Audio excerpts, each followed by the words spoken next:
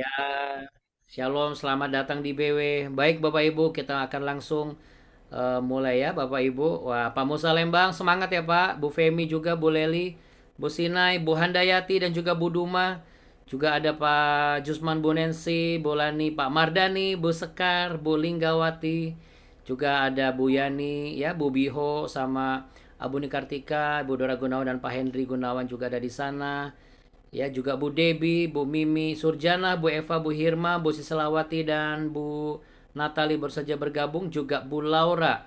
Oke, baik Bapak Ibu sekalian. Mari kita satu dalam doa yuk Bapak Ibu. Kita mau mulai BW pada saat ini. Mari kita berdoa ya Bapak Ibu ya. Tuhan Allah Bapa kami yang kami sembah di dalam nama Tuhan Yesus Kristus. Kami mengucap syukur Tuhan pagi hari ini Engkau telah mengizinkan kami boleh masih berkumpul dalam keadaan baik dan sehat. Sekalipun mungkin ada hal-hal yang baru saja kami lalui.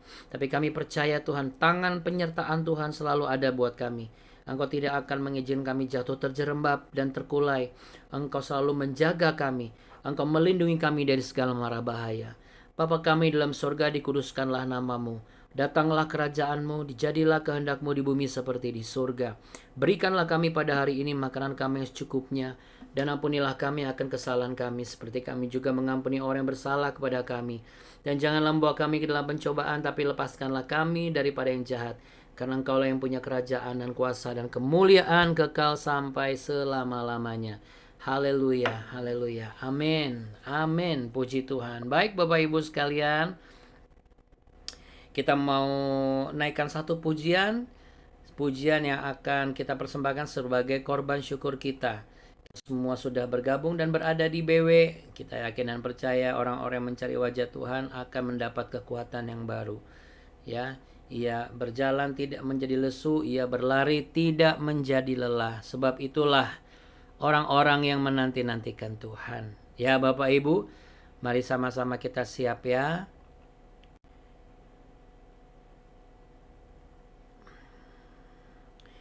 Ya, kita siap memuji dan menyembah Tuhan.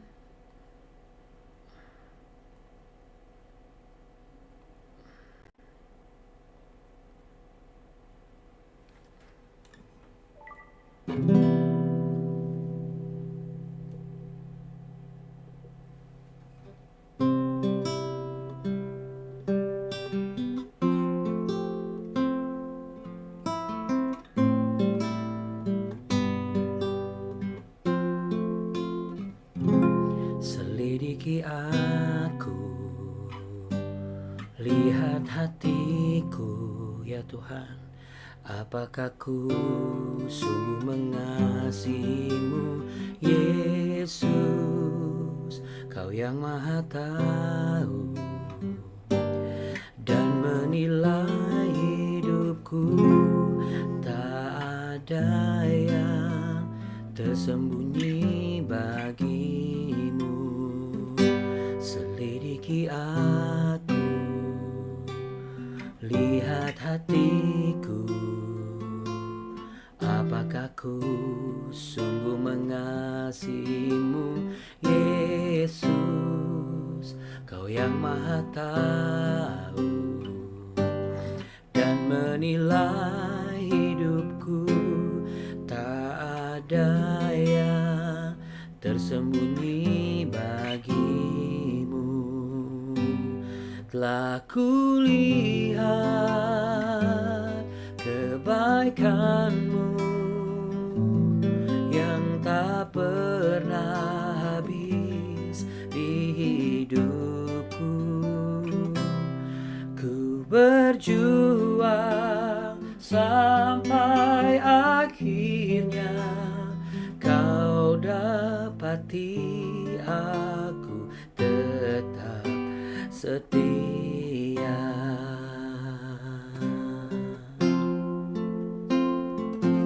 Oh,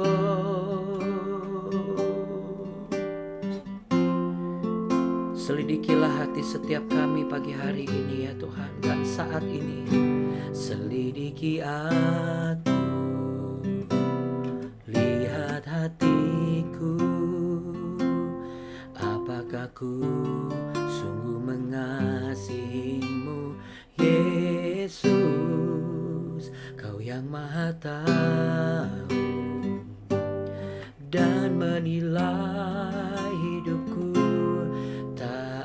ada yang tersembunyi bagimu. Telah kulihat kebaikanmu yang tak pernah habis di hidupku. Ku berjuang sampai akhirnya kau dapati aku tetap setia. Telah kulihat kebaikanmu yang tak pernah habis di hidupku. Ku berjuang sampai akhirnya kau dapati aku tetap setia. Haleluya Tuhan,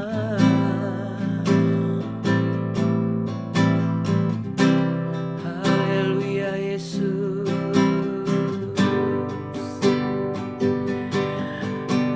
Ku mau tetap setia apapun yang terjadi.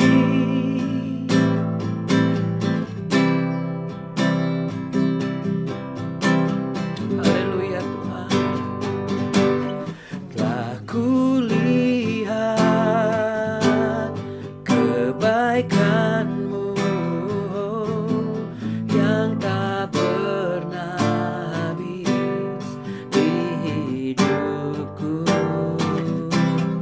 Ku berjuang sampai akhirnya kau dapati aku tetap setia.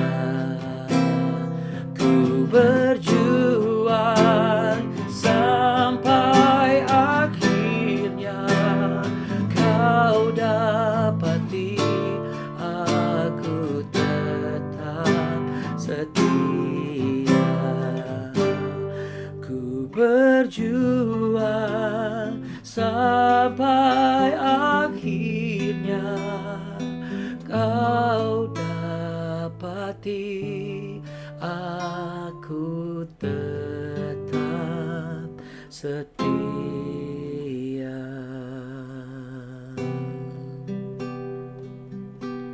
Apapun yang terjadi Tuhan, pagi hari ini, saat ini, di tempat kami masing-masing, kami yakin dan percaya kerinduan kami untuk mencari wajah-Mu bukan semata-mata hanya untuk supaya kami diberkati dan disembuhkan,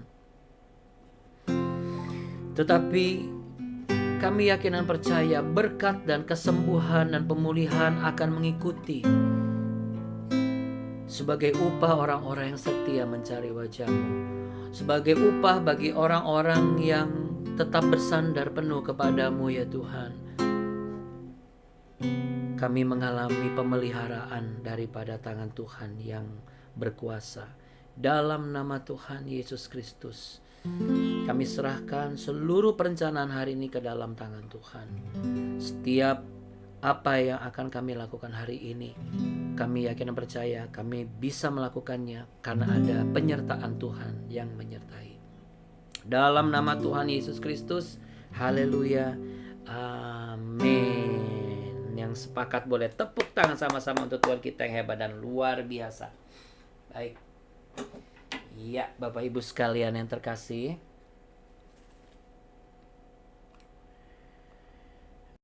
Oke, kita lanjutkan Bapak Ibu di 2 Samuel pasal yang ke-15. Mari kita baca sama-sama 2 Samuel pasal yang ke-15.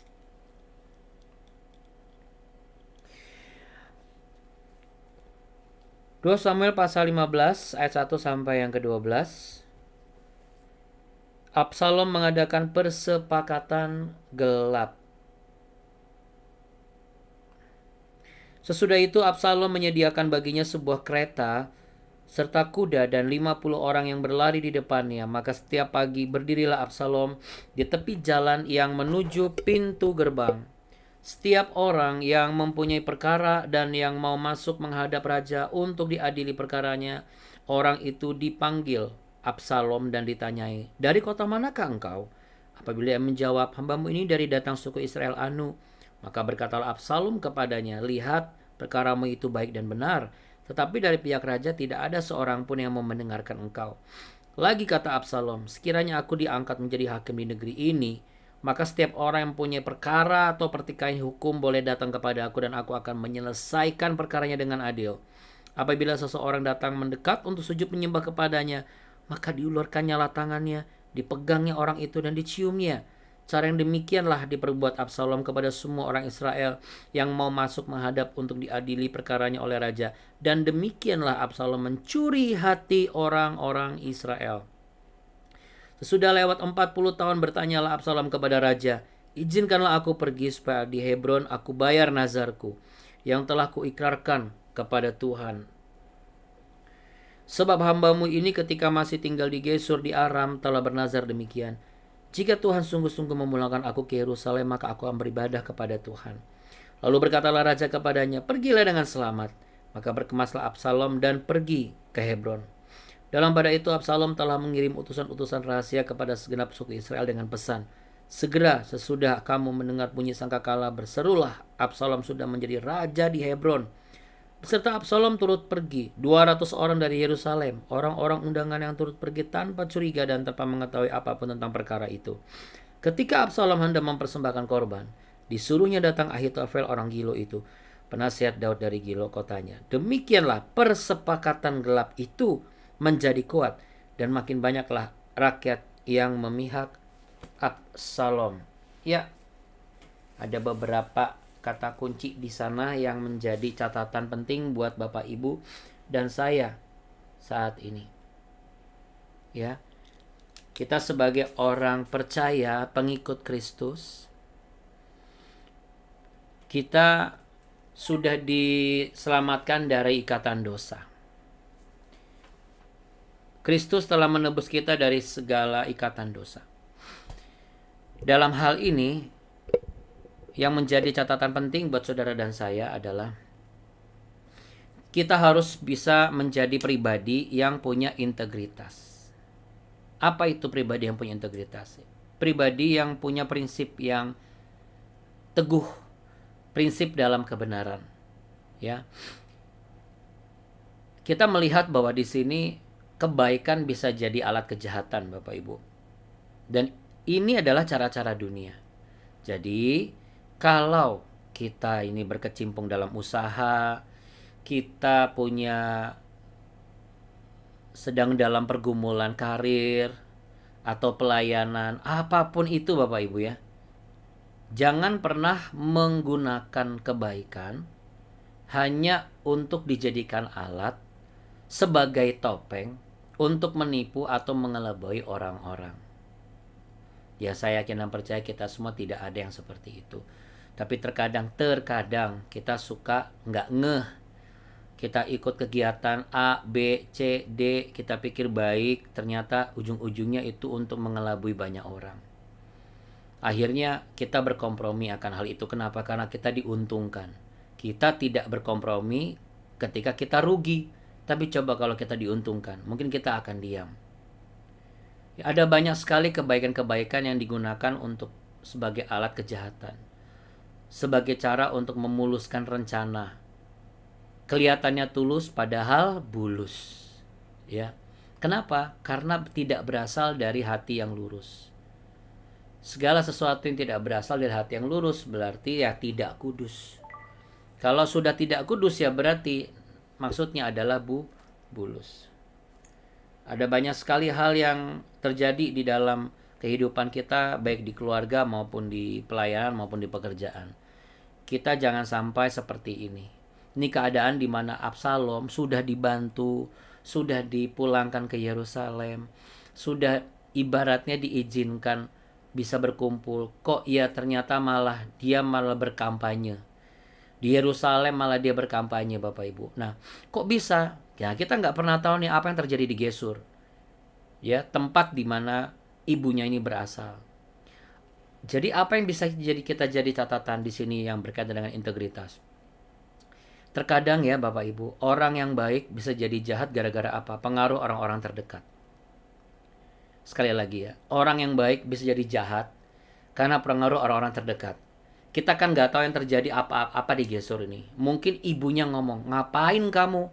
Sudah, bapak kamu ini memang nggak becus jadi raja. Udah lebih baik kamu bikin ini, kita nggak pernah tahu. Atau mungkin Absalom ketemu sama orang di sana yang seakan-akan bisa mengerti keadaan dia dalam pelarian. Lalu orang ini memasukkan paham-paham yang menurut dia logis. Coba lihat sekarang. Ada banyak orang berteologis, ada banyak orang berteori, semuanya itu dibuat selogika mungkin. Kalau kita nggak hati-hati, kalau kita nggak punya integritas di dalam Kristus, maka kita mudah diombang-ambingkan oleh segala pengajaran-pengajaran palsu dunia ini. Belum lagi dengan cara-cara yang aneh-aneh, yang dengan istilah yang aneh-aneh. Baik itu dalam memuluskan pekerjaan kita maupun pelayanan, mengembangkan pelayanan. Udahlah, nggak apa-apa begitu, wajar kok kamu lakukan ini. Saudara, itu yang menjadi catatan penting kita. Karena apa? Karena kalau kita melakukan itu Bapak Ibu, kita ini nggak beda samanya, nggak ada bedanya sama Absalom. Absalom menodai ya kewibawaan ayahnya sebagai raja. Absalom seorang pangeran yang menjilat setiap orang-orang yang ada di depan pintu gerbang, diberikan seakan perhatian, sangat ramah, bahkan dia memberikan ciuman seorang pangeran kepada ayahnya. Dia lihat, oh Daud nggak pernah mencium tangan orang rakyatnya. Saya ciumin aja nih orang-orang ini tangannya. Dari mulut seorang anak keturunan raja yang seharusnya dia tidak perlu melakukan itu, dia pasti akan diberi tahtanya. Tapi mungkin sudah disuntikan dengan kabar-kabar, wah nggak wajar ini. Kamu juga punya hak, kamu juga nggak kalah keren dan lain sebagainya. Ya jadi hati-hati. Ya, Roh Kudus taruh di dalam hati saya, hati-hati dengan orang-orang yang seakan-akan itu mengerti keadaan kita, tapi menjerumuskan kita sebagai pribadi yang jahat. Kita menjadi pribadi yang berani melawan orang tua. Kita bisa menjadi pribadi yang berani melawan suami kita. Ngumpul-ngumpul sama tetangga, lihat baik-baik. Tetangganya model kayak apa. Bukan berarti nggak boleh bergaul. Tapi kalau terlalu dekat dengan orang-orang yang tidak hidup dalam kebenaran, pendapat-pendapat mereka itu masuk akal. Dan biasanya ujung-ujungnya, udah lawan aja. Nanti dikira lu istri yang takut lagi sama istri. Istri yang takut sama suami. Diinjek-injek harga diri lu. Atau misalnya sebaliknya, udah tabok aja. Sekali-kali istri tuh perlu digampar biar nggak kurang ajar. Ada 3-4 orang yang ngomong kayak begitu, langsung logikanya ngomong, wow iya benar juga ya. Nah, makanya Bapak Ibu ada firman Tuhan kan, pergaulan buruk merusak kebiasaan yang baik. Nah kalau kita nggak hati-hati, kita bisa tersesat. Nah Absalom sekarang sudah bukan salah arah lagi, udah benar-benar tersesat dia. Pulang dari Gesur bukan tambah baik, bahkan dia tidak mengucapkan terima kasih sama Yoab. Apapun alasannya, dia seharusnya ingat dia sebagai anak. Jadi apapun alasannya, kita harus ingat kita berasal dari mana. Saudara dan saya bukan berasal dari dunia ini. Kalau kita mau berbuat baik, itu harus berasal dari hati yang bersih. Bukan hati yang tidak tulus hanya untuk memuluskan niat ambisi kita. Jadi kalau misalnya ada pertanyaan di dalam diri kita, kita berbuat baik, nih kenapa ya saya berbuat baik sama dia ya? Kenapa saya berbuat baik sama mereka ya? Kalau perbuatan baik kita ada agenda tersembunyi untuk keuntungan pribadi, yang sebenarnya kita sedang berupaya menjatuhkan atau menghancurkan seseorang atau pihak lain, mari sama-sama kita di hadapan Tuhan kita terbuka saat ini. Kita bertobat. Tapi kalau nggak ada, ya puji Tuhan. Kita pengikut Kristus yang sejati. Tapi seandainya misalnya kita tidak melakukan, saya tidak melakukan itu Abuna. Iya, Tetapi kita pun diam ketika ada orang-orang terdekat kita atau suami kita atau istri kita atau anak kita yang terindikasi melakukan itu, tapi kita cuma diam. Ya saya doakan sajalah. Saudara, kita harus bicara. Kenapa harus bicara, Abuna? Nanti ribut. Loh, jangan-jangan orang terdekat kita berani melakukan sesuatu yang menurut kita ini nggak benar. Itu bukan inisiasi atau bukan inisiatif dari dirinya sendiri. Tetapi dari orang-orang terdekat dia di kantor barangkali, teman bicara di tempat pelayanan barangkali, atau teman kongko-kongkonya barangkali. Nah, kalau mereka ada waktu untuk bicara, maka kita harus bicara. Jangan cuma berdoa saja, tapi benar-benar ambil waktu bicara. Ingatkan kembali dan rangkul dia kembali. Karena kalau kita diam saja, bukan berarti Tuhan nggak bisa dan nggak sanggup melakukan sesuatu. Tapi kalau kita diam saja, Bapak Ibu, kita nggak ngomong, kita nggak ajak ngobrol, kita nggak ajak sharing, saudara, Anda sepakat dengan kejahatan itu, tidak beda jauh dengan kalimat mengadakan persepakatan gelap. Sebuah kesepakatan dengan menutup mata nurani kita, mata hati kita, namun mata jasmani kita melihat bagaimana kejahatan, kecurangan, perilaku yang buruk itu dilakukan, namun kita diam saja. Kita pun juga harus berani untuk mengajak bicara suami kita dan istri kita. Ingat baik Bapak Ibu, betul kita harus berdoa, saya setuju sekali. Tapi kalau kita tidak bicara, maka tidak akan terjadi apa-apa. Untuk itu pada saat kita berdoa pun kita harus minta waktu kepada dan minta kepada Tuhan, Tuhan beri saya kesempatan untuk bisa bicara dengan orang ini. Ketika saya bicara, kiranya Tuhan menjamah orang ini supaya hatinya itu disejukkan, sehingga orang ini tidak menjadi tersesat. Kan kasihan Bapak Ibu, kasihan orang yang melakukannya, dan kita juga kasihan, kita salah, nggak ada bedanya. Jadi baik yang melakukan maupun yang hanya melihat namun diam saja, itu nggak ada bedanya. Jadi apa yang harus dilakukan? Mari, apa yang firman Tuhan katakan kalau kita mau berbuat baik? Seperti apa sih modelnya? Matius pasal yang kelima ayat 16. Kita tutup dengan satu pesan Tuhan di sini. Matius pasal 5 ayat yang ke-16.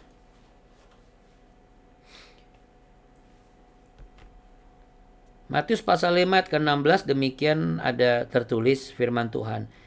Ini firman Yesus Kristus Tuhan yang menyatakan sendiri bahwa demikianlah hendaknya terangmu bercahaya di depan orang, supaya mereka melihat perbuatanmu yang baik dan memuliakan Bapamu yang di surga.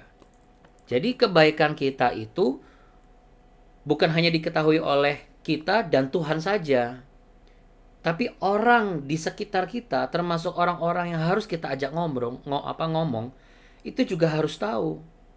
Bentuknya apa? Kita ajak ngobrol, kita ajak diskusi bahwa kamu nggak boleh begitu, atau misalnya kenapa kamu lakukan itu. Tapi ketika ajak ngobrol jangan ngajak ribut Bapak Ibu. Bagaimana Bunda nanti kalau saya ajak ngobrol orangnya marah-marah? Makanya berdoa dulu. Saya sangat yakin kalau kita beriman, yakin pasti dia tidak akan marah. Dan lagi pula cara kita ngajak ngobrolnya seperti apa. Setiap orang kalau diajak ngobrol nggak ada yang marah, kecuali kalau belum apa-apa sudah dipojokkan, pasti marah. Pasti nggak mau.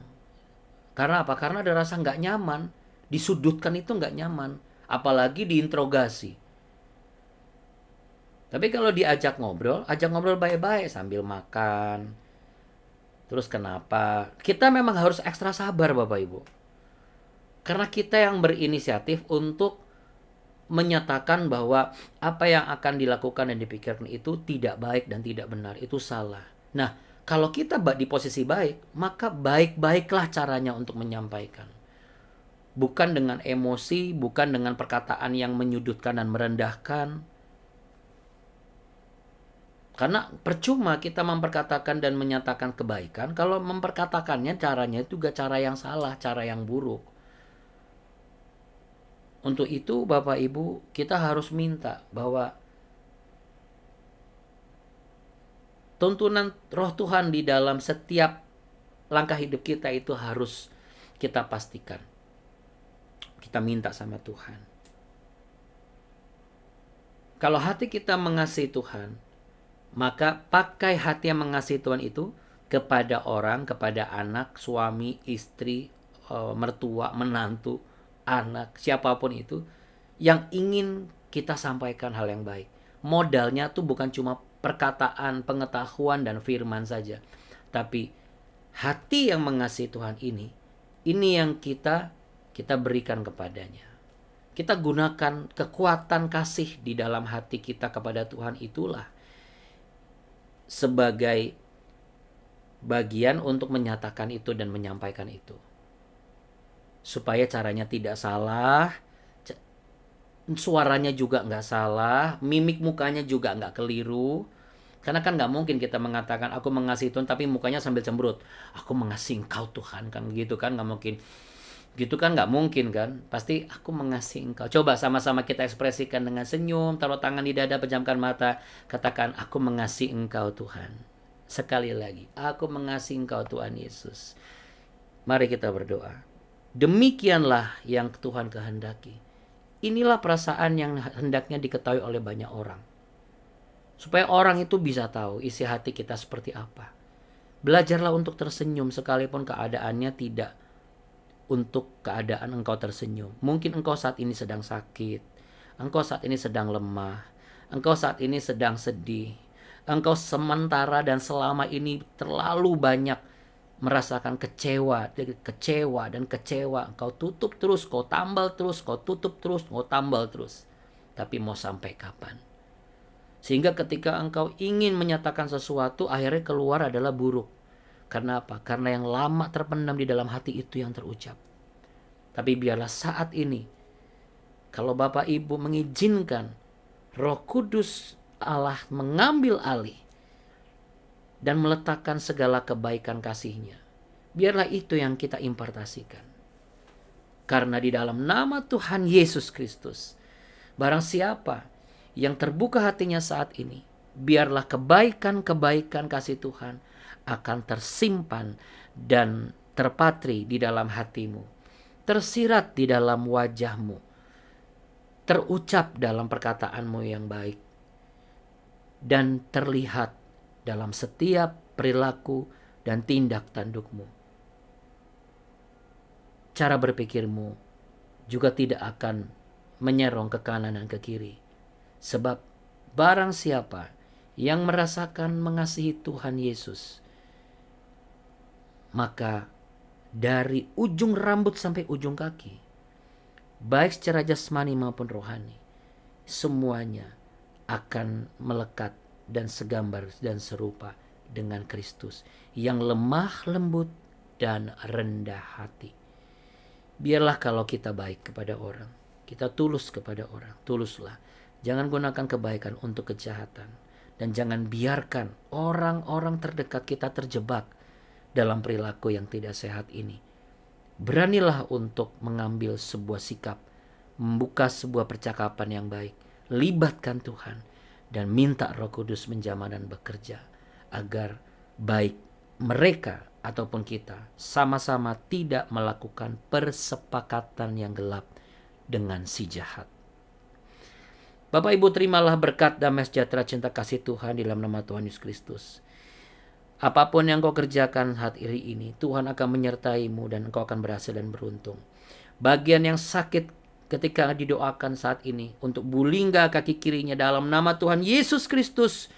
Jika engkau percaya, maka bilu-bilu Kristus menyembuhkanmu dan engkau tetap bersuka cita sekalipun engkau masih merasa sakit. Tapi janganlah engkau mengeluh, janganlah engkau gusar, janganlah engkau muram. Sebab Tuhan masih mengasihi nyawamu. Dan Tuhan masih menyertai engkau dan melindungi engkau. Ia tidak pernah menjauhkan dirinya daripadamu. Jangan ada seorang pun yang merasa sendirian. Sebab Allah selalu ada di dalam kehidupan orang-orang percaya. Tuhan Yesus menyinarimu dengan wajahnya dan memberimu kasih karunia Bapak Ibu sekalian. Tuhan Yesus menghadapkan wajahnya kepadamu untuk memberimu kehidupan masa depan yang indah pada waktunya. Dan damai sejahtera. Di dalam nama Tuhan Yesus Kristus. yang sepakat dan percaya. Sama-sama katakan amin. Amin, puji Tuhan ya. Jadi Bapak Ibu, kita akhiri pekan kita ini dengan satu goal ya. Ya, Bapak Ibu semua sudah tahu lah, saya yakin Roh Kudus meletakkan sesuatu di dalam hati Bapak Ibu semua. Ya. Abuna, Yes. Abuna, terima kasih doanya untuk Ulingga. Sama-sama Ibu Lingga. Nah gitu dong, senyum dong ya. Nggak masalah. Kadang-kadang Superman pun juga kakinya suka sakit ya. Wonder Woman Iya. juga kadang-kadang pinggangnya juga suka pegel ya. Jadi nggak masalah ya Ibu ya. Hmm. Wajar hal itu ya. Oke. Yang penting Ibu Oke. tetap sehat ya Bapak Ibu semua. Amin. Oke. Mana salam-salamnya, lambaikan tangannya supaya kelihatan di wajah-wajah BW kita. Shalom. Katakan Shalom. Tuhan Yesus Tuhan Yesus memberkati. dan Yesus Salam ya memberkati. buat suami-suaminya, salam buat istri-istrinya, salam buat anak-anaknya. Selamat berakhir pekan ya Bapak Ibu. Terima Terima kasih kasih Abuna. semuanya. Bapak Ibu. Abuni. Terima kasih Abuna, Terima kasih Abuna dan Abuna. Kasih Abuna, terima kasih kalian. Abuni. Abuni. Sama-sama. Tuhan Yesus memberkati. Shalom semuanya. Amin. Bye. Semangat Bye. selalu. Tuhan Dadah. memberkati.